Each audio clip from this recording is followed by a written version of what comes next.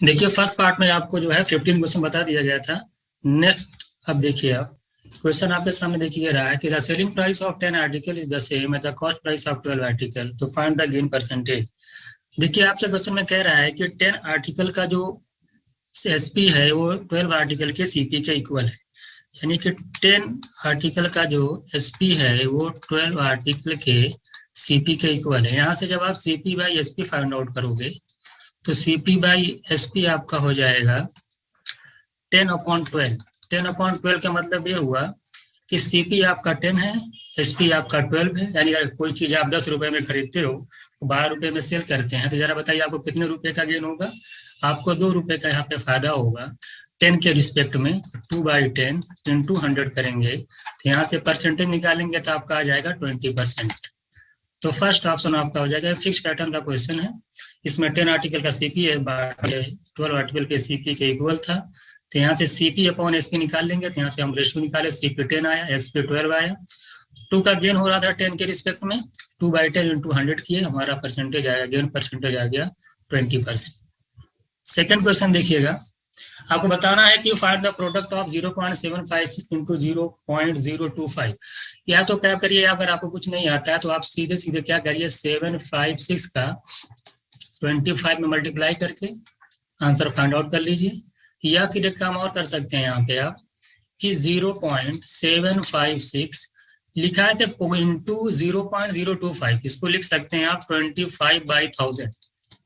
यहाँ से आप कैंसिल आउट करेंगे तो आपका आ जाएगा नीचे 40 को लिख सकते हैं आप 4 इंटू 10। जब आप 4 से इसको डिवाइड करेंगे तो आपका आएगा 0.1। इसी तरीके से आ जाएगा 4 8 जा 4 9 जा, और 10 से डिवाइड करेंगे तो आपका आ जाएगा 0.8। तो क्या कर सकते हैं इस क्वेश्चन में, आप या तो डायरेक्ट मल्टीप्लाई कर लीजिए आप, या तो फिर आप इस तरह से सॉल्व कर सकते हैं। आंसर आपका आ जाएगा 0.089। बिल्कुल आसान क्वेश्चन था। नेक्स्ट क्वेश्चन देखिएगा, आपको कहा है कि 1/x is to 1/y ratio 1/z is equal to 235। आपको फाइंड आउट करना है x y z।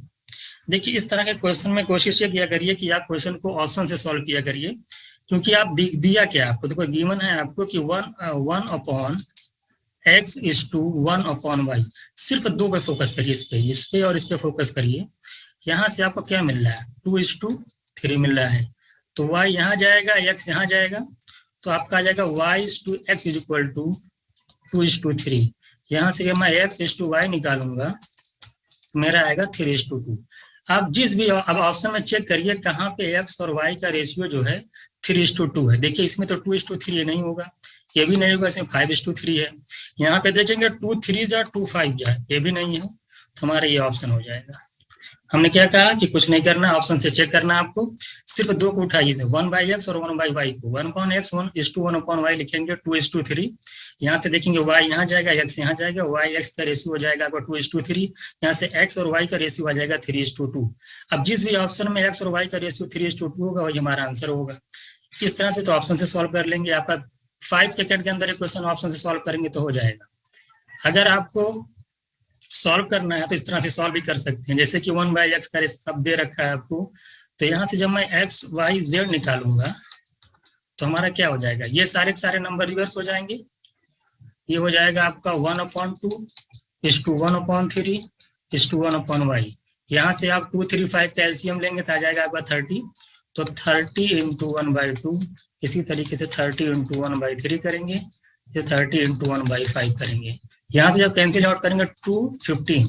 बस इतना ही करना है, आगे आपको नहीं करना। जहां भी 15 दिखाई देगा आपका आंसर हो जाएगा। तो ऐसे भी सॉल्व कर सकते हैं आप, और ऑप्शन से भी सॉल्व करते हैं सकते हैं आप। क्वेश्चन नेक्स्ट क्वेश्चन देखिएगा, कह रहा था unit digit of digit in 7 के पावर 105। देखिए ये यूनिट डिजिट का एक कॉन्सेप्ट होता है, इसमें साइक्लिसिटी का यूज किया जाता है। जैसे कि 7 है, 7 की साइक्लिसिटी 4 होती है। जब मैं पढ़ाऊंगा डिजिट तो वहां बताऊंगा कि साइक्लिसिटी क्या होती है। जो 4 होती है तो हम क्या करते हैं कि पावर को 4 से डिवाइड करते हैं। जैसे पावर यहाँ पे क्या दे रखा है 105, इसको 4 से डिवाइड करके रिमाइंडर फाइंड आउट करते हैं। तो चूंकि 4 की डिविजिबिलिटी आप जानते हैं कि लास्ट 2 डिजिट जो है 4 से डिविजिबल होना चाहिए, तो हम सिर्फ लास्ट 2 डिजिट पे फोकस करते हैं। यानी हम 05 को 4 से डिवाइड करेंगे, तो जब 05 को हम 4 से डिवाइड करेंगे तो कितना आएगा, आपका रिमाइंडर 1 आ जाएगा। इसी रिमाइंडर को हम क्या करते हैं, जो 7 दे रखा है उसका पावर लगाते हैं, आंसर हमारा आ जाता है 7।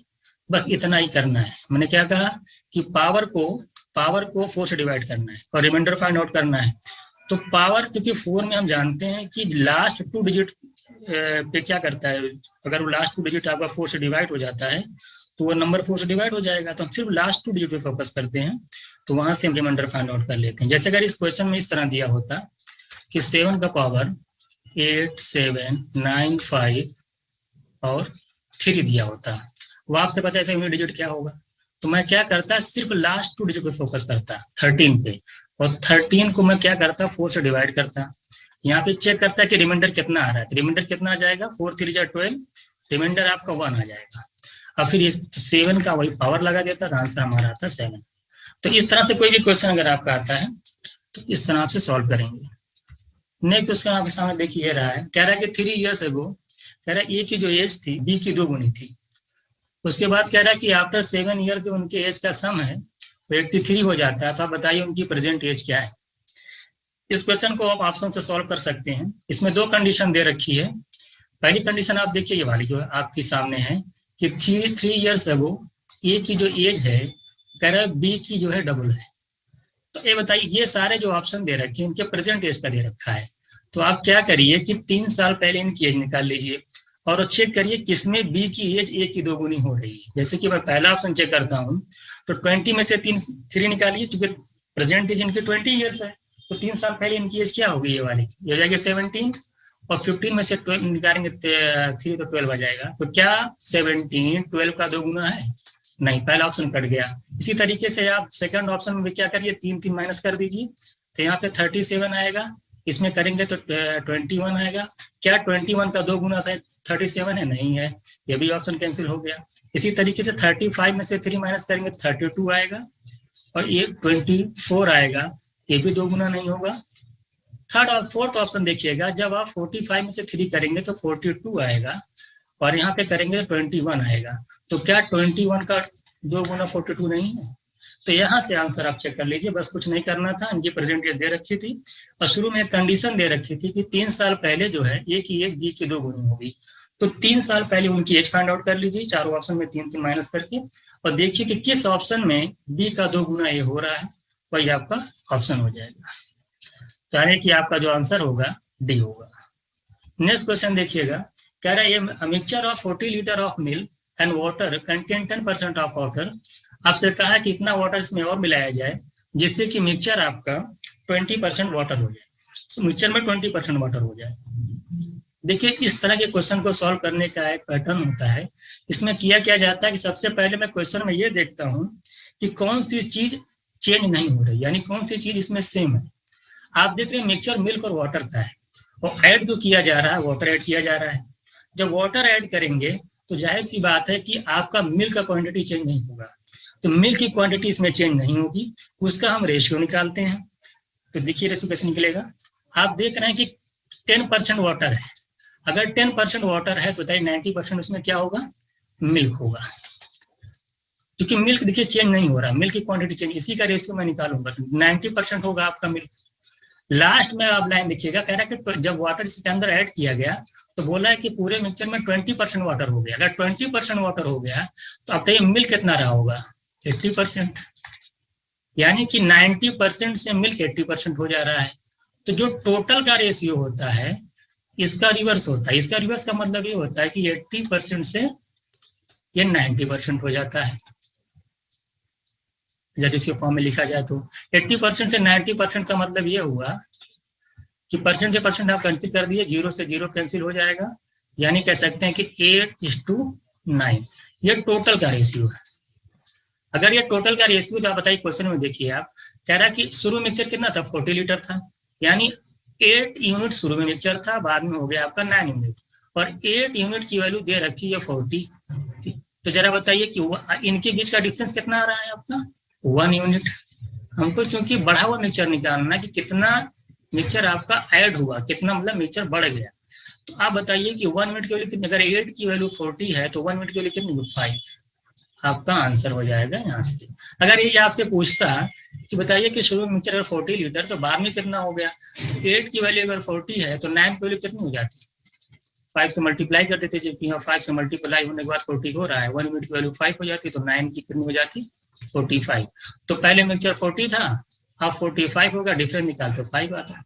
तो इस तरह के क्वेश्चन में क्या करते हैं हम, सबसे पहले देखते हैं, फिर से एक बार देखिएगा कि जो चीज चेंज नहीं हो रही है उसका रेशियो निकाल लेते हैं। जैसे कि 90% शुरू में मिल्क चेंज नहीं हो रहा था, और शुरू में मिल्क 90% था, बाद में 80% हो गया।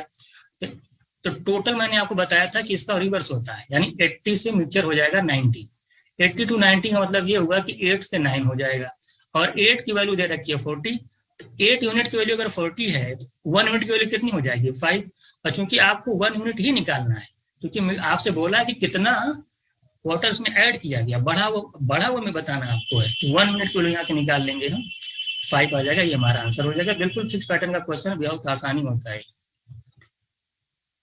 नेक्स्ट देखिएगा, क्वेश्चन में कह रहा है कि 60% of a number is 21 less than 4/5 of that number.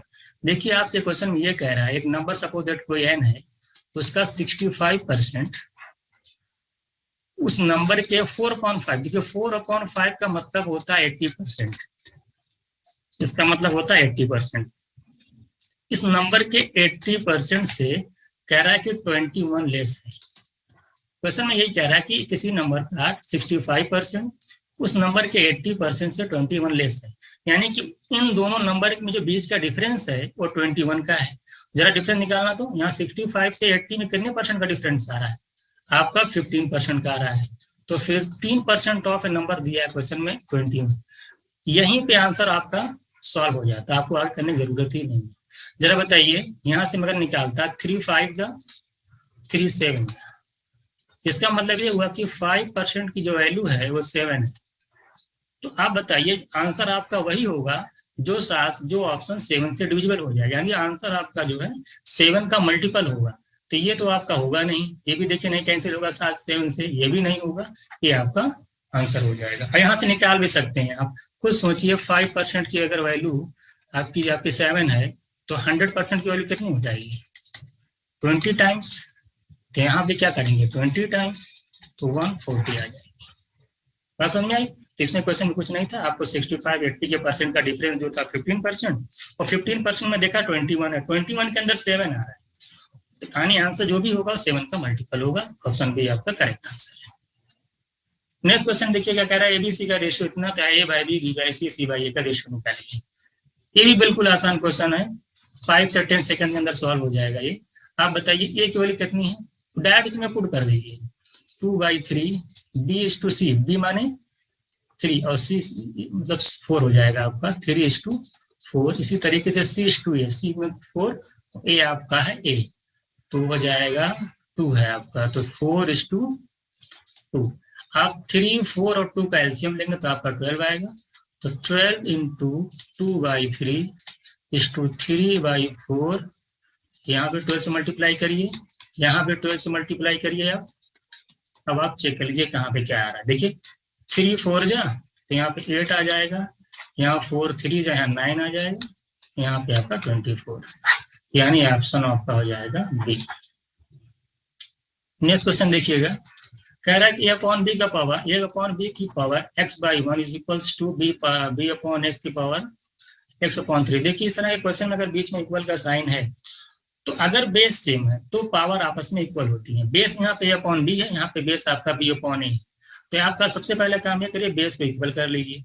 Base को जब इक्वल करेंगे तो पावर को आपको नेगेटिव करना पड़ेगा। जैसे मैं कहूँ यहाँ पे A/B है और इसका पावर कितना दे रखा है, इसकी पावर x-1, बीच में इक्वल का साइन है।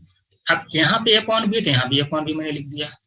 जैसे मैं A/B लिखूंगा B/A की जगह, तो पावर को माइनस से मल्टीप्लाई करना होगा। जब माइनस से मल्टीप्लाई करेंगे तो x आपका माइनस हो जाएगा और माइनस माइनस हो जाएगा +3 हो जाएगा। अब बेस आपका सेम, बीच में इक्वल का साइन, तो पावर और पावर आपस में क्या हो जाएंगे, इक्वल हो जाएंगे। इक्वल कर लीजिए आप, x-1 is equal to -x + 3। x को इधर लाएगी तो जाएगा 2x, उधर चला जाएगा 4, x की वैल्यू हो जाएगी 4/2, यानी 2 आ जाएगी, तो ऑप्शन आपका सी हो जाएगा। नेक्स्ट क्वेश्चन देखिएगा, कह रहा था एवरेज, हाँ देखिए एवरेज का क्वेश्चन है आपका, और कह रहा है कि 25 जो रिजल्ट का एवरेज 18 है, और फर्स्ट 12 टर्म का एवरेज होता है 14 है, लास्ट के 12 टर्म्स जो टर्म्स हैं उनका एवरेज जो है 17 है।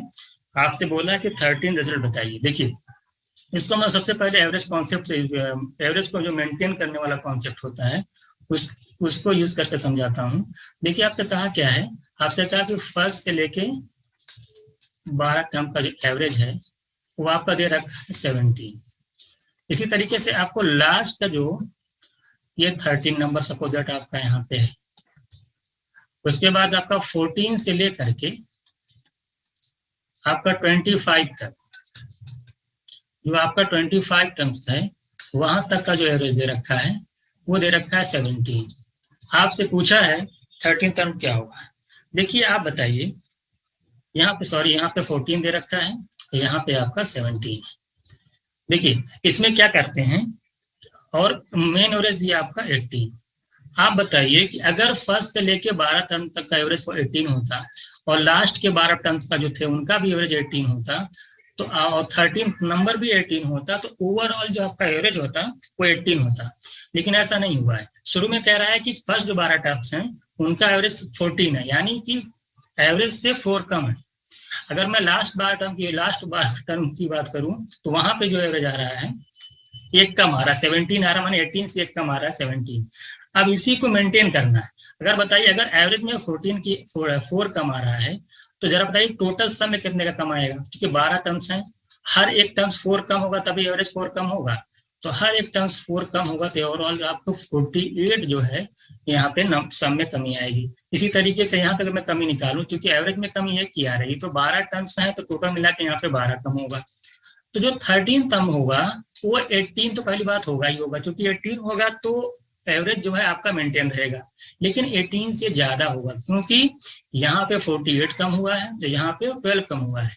यानी जो थर्ड टर्म होगा आपका 48 और 12, जब तक आप इसमें ऐड नहीं करेंगे तब तक आपका ओवरऑल एवरेज जो है 18 नहीं होगा। तो आप ऐड कर लीजिए कितना आ जाएगा, ऐड करेंगे तो 78 आ जाएगा।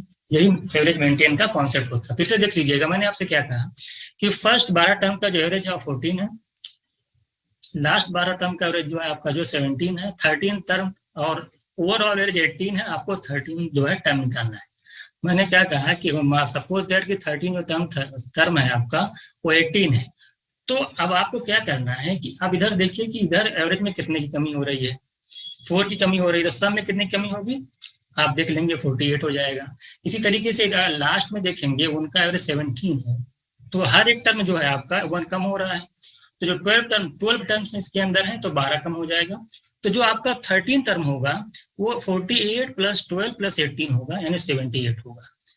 एक तरीका तो आपका सॉल्व करने का ये है। सेकेंड तरीका आप जो है कैलकुलेशन मेथड से भी कर सकते हैं।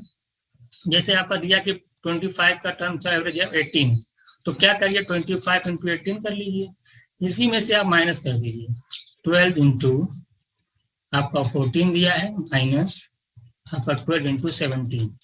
अब यहाँ पे आप टोटल आपको जो है मल्टीप्लाई नहीं करना है, सिर्फ आप लास्ट डिजिट फोकस करिए।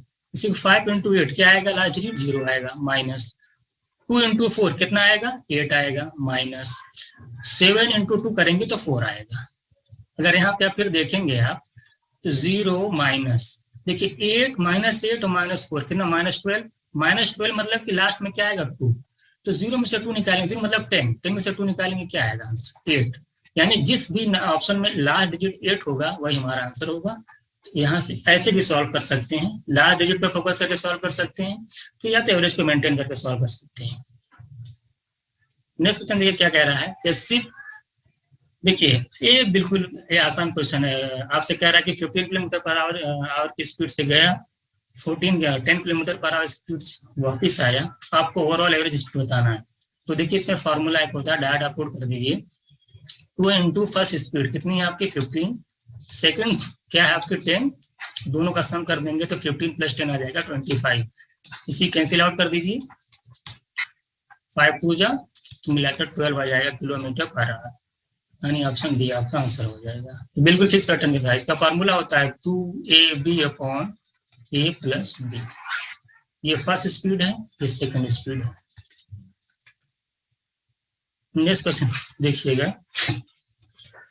देखिए आपसे ये कह रहा है कि √5 माइनस, देखिए ये इसको आप लगाने का दो तरीका है, आप अप्रोक्स से भी लगा सकते हैं और तरीके से सॉल्व भी कर सकते हैं। इसमें क्या किया जाता है, जैसे आपका दिया है √5 माइनस √3 अपॉन √5 प्लस √3, क्या करिए आप पर्सनलाइज कर दीजिए, यानी कि जो यहाँ पे प्लस लिया है ना, इसी को साइन को चेंज करके ऊपर नीचे मल्टीप्लाई कर दीजिए आप, तो कितना आ जाएगा आपका √5 माइनस √3। आप बताइए, देखिए यहाँ पे देखिए √5 माइनस √3, यहाँ पे √5 माइनस √3, यहाँ पे देखिए √5 प्लस √3 या √5 माइनस √3 है। अगर मैं इसको ए मानू इसको बी मानू, तो ऊपर ए माइनस बी इंटू ए माइनस बी आ रहा है, नीचे ए प्लस बी इंटू ए माइनस बी आ रहा है। इसका मतलब ये हुआ ऊपर आ जाएगा ए माइनस बी का होल स्क्वायर, इसका होल स्क्वायर करेंगे तो फर्स्ट टर्म का स्क्वायर करेंगे 5 आएगा, सेकंड टर्म का स्क्वायर करेंगे 3 आएगा, -2√15, और नीचे का आप करेंगे तो ए स्क्वायर माइनस बी स्क्वायर आएगा, तो √5 का स्क्वायर करेंगे 5 और √3 का करेंगे तो आएगा 3, तो ऊपर आ जाएगा 8 माइनस 2√15 अपॉन 2 आ जाएगा, 2 से आप कॉमन लेके कैंसिल करेंगे तो 4 माइनस √15 आ जाएगा। अब हमको ये बताइए कि 4 माइनस, देखिए अगर यहाँ पे 16 होता तो आंसर आप बताइए अंडर इसका रूट क्या आता है, तो अगर 16 होता तो 4 आता, लेकिन यहाँ पे 15 दे रखा है, इसका मतलब कि 4 से थोड़ा से कम, करीब करीब मुझे लगता है कि यहाँ पे जो आएगा 3.87 का या 6 करीब में आएगा, जो भी 3.8 कुछ भी रख लीजिए, तो आंसर जो भी होगा वो पॉइंट में होगा, 0.12 जो भी होगा, तो आंसर आपका डी हो जाएगा। ये तो आप अगर सॉल्व करेंगे, अगर आप डायरेक्टली गेस कर सकते थे तो आपको इतना भी नहीं करना है, आप देखिए डायरेक्ट लगाइए।